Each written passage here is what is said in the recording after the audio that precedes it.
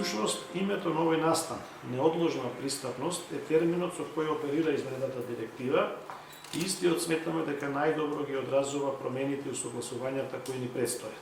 И јас би апелирал и до вас и до сите медиуми да се фокусираме сите заеднички на исполнување на стандардите за веб пристапност и дигитална пристапност, кои што се многу јасни и мислам дека тоа е тоа што самата Европска унија го бара. Правото на слобода на изразување не е економско и социјално право, е граѓанско право, политичко право.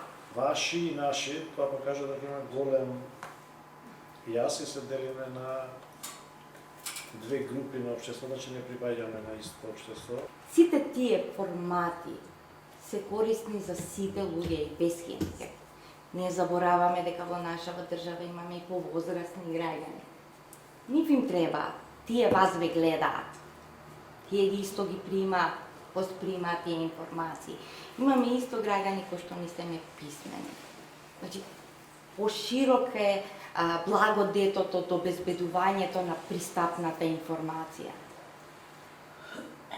Повеќе ги имате различна критичка можеби маса, која што пак таа води кон напредок.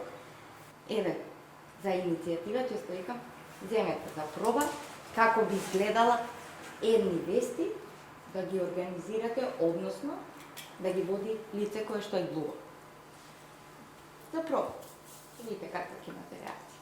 И ние како индивидуалци, како даватели на услуги, сакаме тоа да го оствариме. Го отпочнавме, меѓутоа поддршката во ресурси се обративме до повеќе институции, до повеќе да речеме еве приватни компании, сето тоа заеднички да го реализираме, меѓутоа нели немавме баш некој успех во позитивен, да речеме, одговор. Тоа некако заеднички да го направиме. Новите технологии ќе мора да ги вградувате во вашата работа, која што секако бара и пари, бара и надградба на знаење на персоналот и така натаму. Меѓутоа, тоа мора заедно да го бараме од државата за да го обезбеди. Но при тоа не може само да чекаме и од државата. Мора и, како што сте започнале, да се саморегулирате. Завршете го процесот. Навистина ги имаме сите елементи овдека. Изработивме веќе многу, сега треба понатаму само да продолжиме и мислам, очекувам понатаму поголем одсев само од медиумите. Размислувај критички. Составија целата приказна. Денови на медиумска писменост 2022 од 25 октомври до 1 ноември. Дознај повеќе на www.mediumskapисmenost.mk.